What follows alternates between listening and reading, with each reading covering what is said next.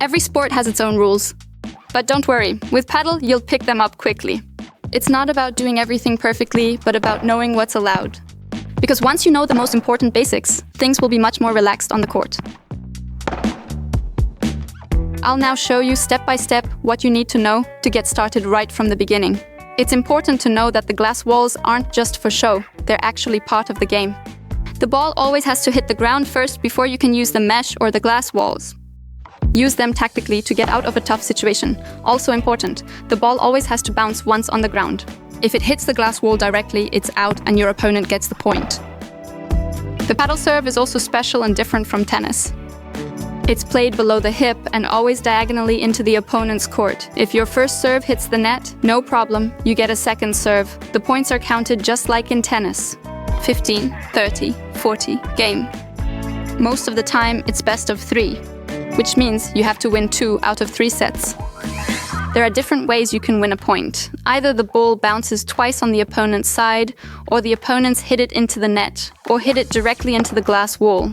It's also important that you don't touch the net, not with your body and not with your racket. So be careful when you move forward to keep enough distance from the net. You can also train one-on-one with your partner. There are smaller courts with smaller fields where you can practice all your shots and also work on tactics, like deciding which shot to play and when. And finally, one thing that's super important, communication. So coordinate with your partner. Talk after every point about who will take which ball. It's really important that you always move and communicate as a unit.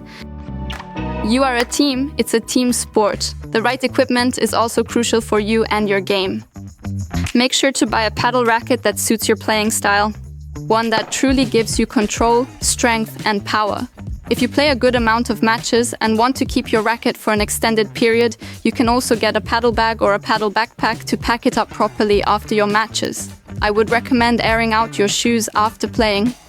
Especially if you've been sweating a lot and since you play on artificial turf with sand, it's likely that a lot of dirt gets into your shoes.